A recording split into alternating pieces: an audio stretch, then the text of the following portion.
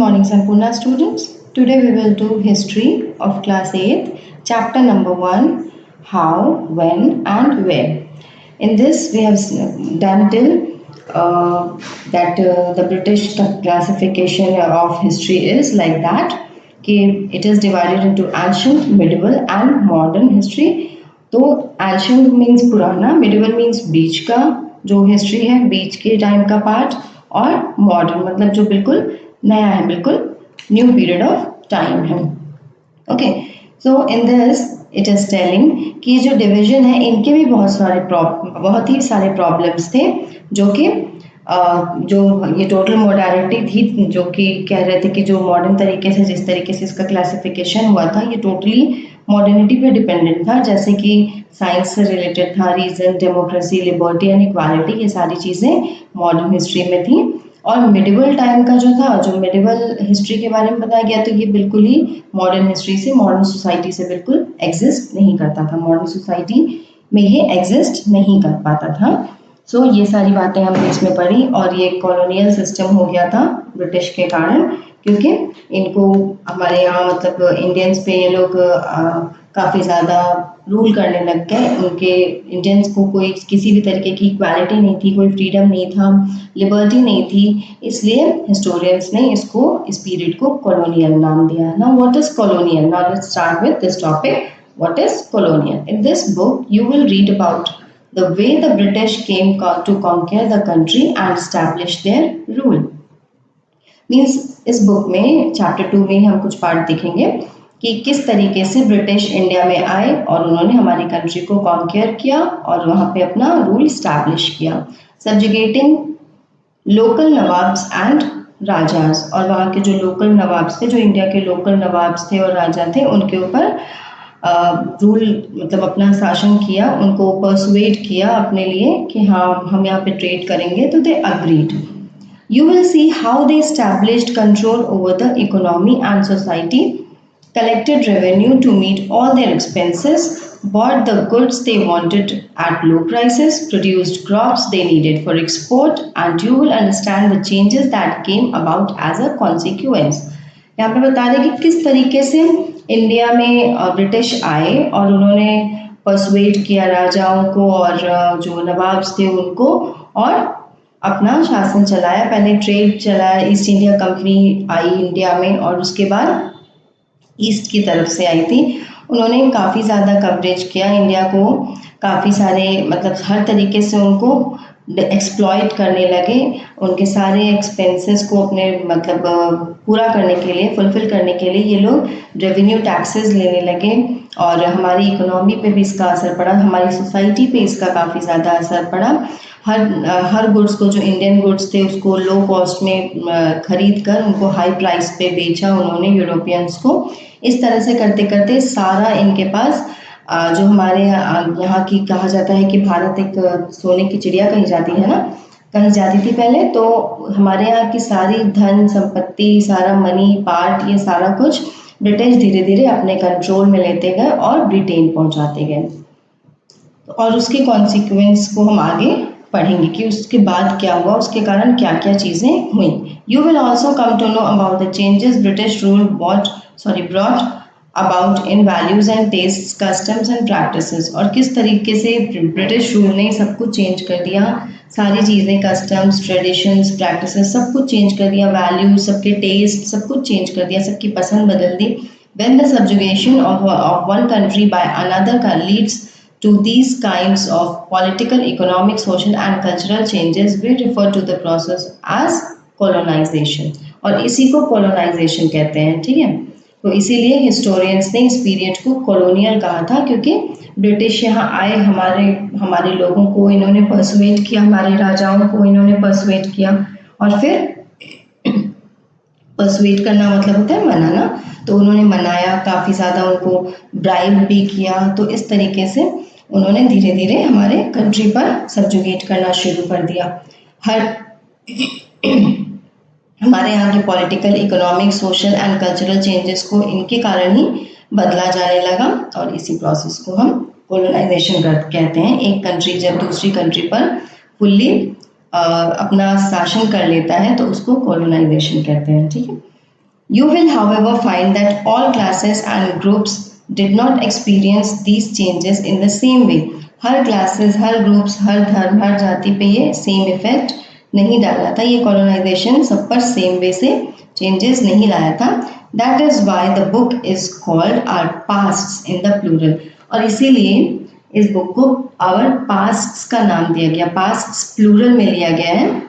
यहाँ जो ये पास्ट लिया गया है इसको प्लूरल में इसलिए लिया गया है क्योंकि बहुत सारे लोगों के लिए बातें कर रहा है. बहुत सारे अलग अलग क्लासेस, अलग अलग ग्रुप्स, अलग अलग रिलीजन, सबके लिए अलग अलग सबके पास्ट हैं. जैसे मुगल का अलग है, तो इंडियंस का मतलब हिंदूज का अलग है, ब्रिटिश का अलग है. तो लाइक दिस बहुत सारी ऐसी चीज़ें हैं इंडिया में जो अलग अलग कस्टम्स, अलग अलग रिलीजन्स, अलग अलग क्लासेस, अलग अलग ग्रुप्स को आइडेंटिफाई करती है.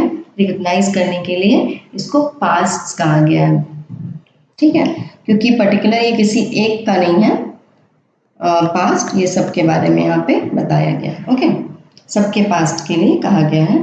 हाउ डू वी नो, अब यहाँ पे बोल रहे हैं हमें कैसे पता चलेगा कोई चीज़. What sources do historians use in writing about the last 250 years of Indian history?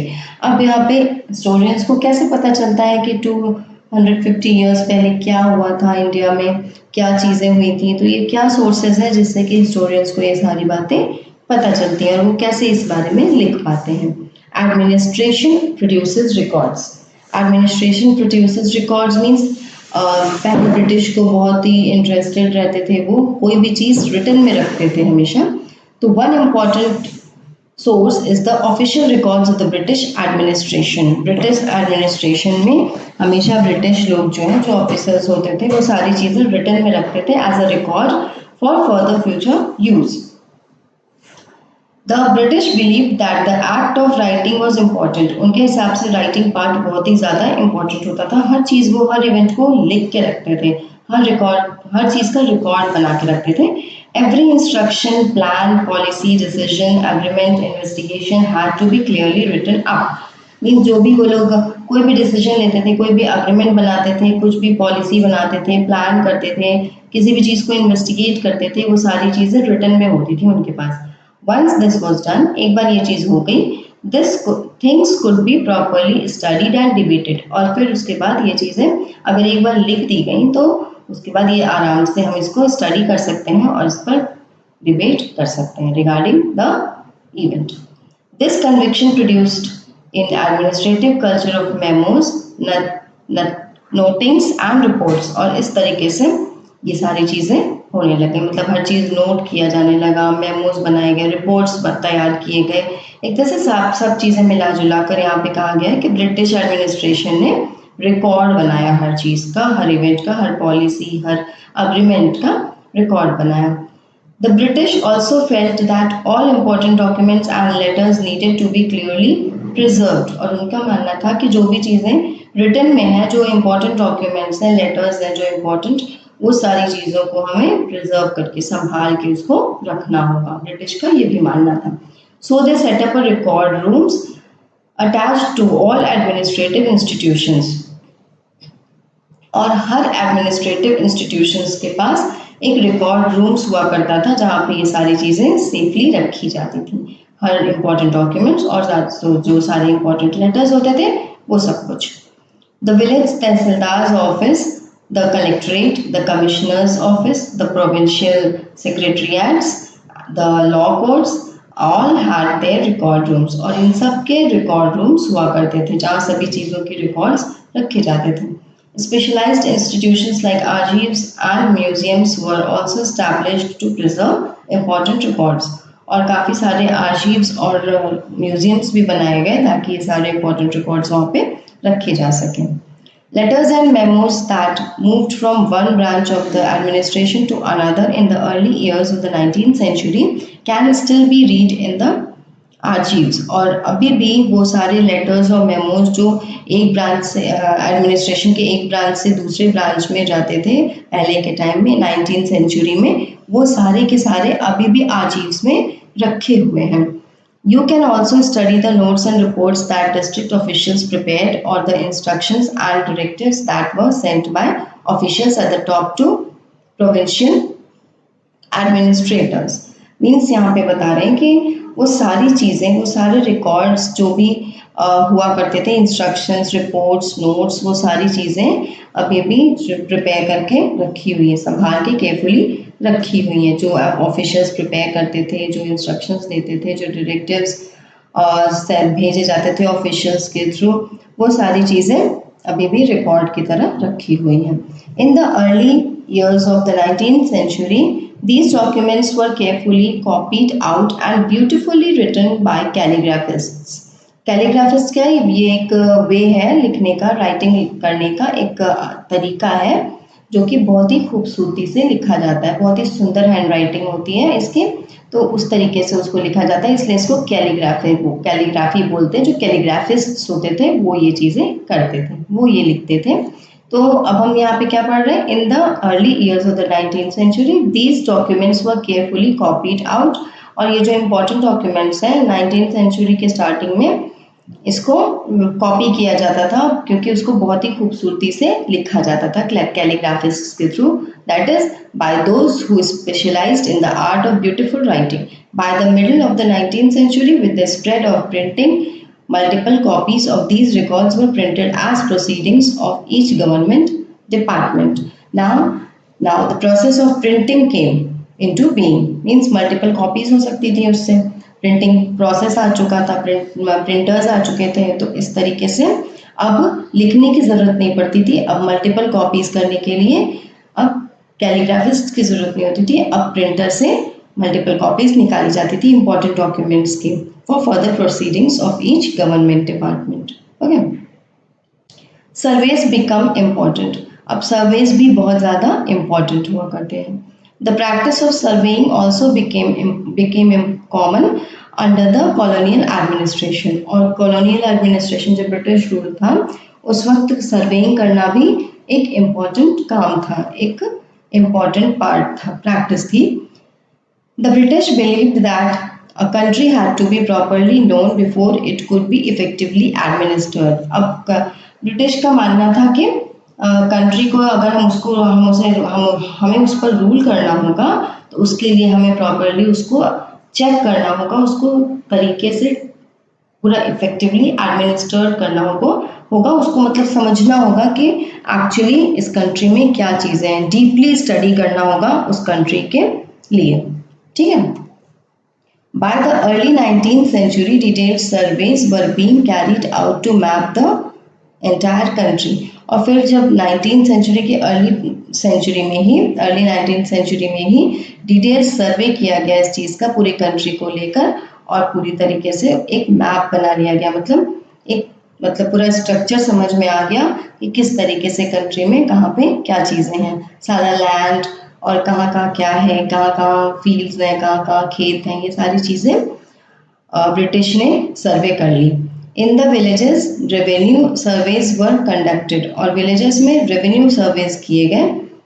The effort was to know the topography, the soil quality, the flora, the fauna, the local histories and the cropping pattern, all the facts seen as necessary to know about to administer the region।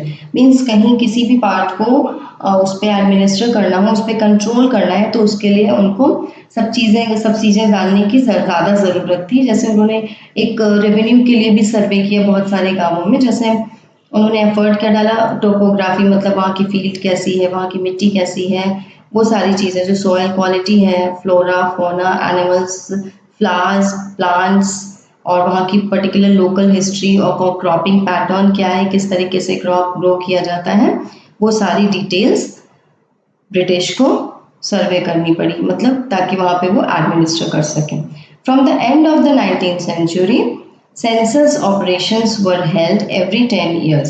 Census operations held किया गया every year, हर साल, हर 10 सालों पर, every 10 years कहा गया यहाँ पे, तो सेंसस ऑपरेशंस किया जाने लगा। These prepared details, अब सेंसस एक्चुअली क्या है?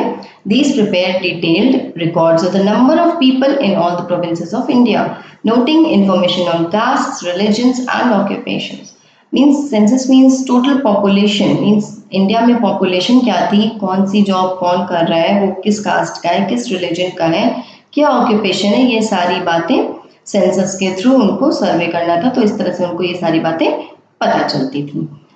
There were many other surveys, botanical surveys, zoological surveys, archaeological surveys, anthropological surveys, forest surveys, और वो कई तरीके के सर्वेज उन्होंने किए। ठीक है। Now, what official records do not tell? What official records do not tell? From this vast corpus of records, we can get to know a lot, but we must remember that these are official records. They tell us what the officials thought, what they are interested in, and what they wished to preserve for prosperity. These records do not always help us understand what other people in the country felt and what lay behind their actions. यहाँ पे बता रहे हैं कि जो surveys होते थे, ये जो ब्रिटिश सर्वे करते थे, ये सिर्फ उनके ऑफिशियल यूज के लिए होता था। मीन्स वो इस तरीके से सर्वे करते थे, मीन्स जो पॉइंट्स उनके लिए नेसेसरी था वो उस टॉपिक को लेकर कंट्री में सर्वे किया करते थे। मतलब जिस तरीके से उनके पास प्रॉस्पेरिटी, उनके पास मनी आ सके, प्रॉफिट हो सके उनको, वो हर प्रोसेस में जितने भी पॉइंट्स हो सकते थे उन्होंने उतने पॉइंट्स के बारे में सर्वे किया, और जो कि नॉर्मल इंसान के लिए वो चीज़ें इंपॉर्टेंट नहीं होती थी। ज़रूरी नहीं कि वो सारी चीज़ें जो ऑफिशियल्स के लिए ज़रूरी थी वो बाकी नॉर्मल लोगों के लिए, पीपल के लिए, अदर पीपल के लिए भी वो ज़रूरी हो, या वो किस काम से क्या कर रहे हैं, क्या करना चाहते हैं, क्या सोच रहे हैं, वो सारी बातें कुछ भी नहीं पता चलती थी सर्वेज में। For that we need to look elsewhere, हमें फिर कुछ दूसरा चीज़ देखना पड़ेगा। When we begin to search for these other sources we find them in plenty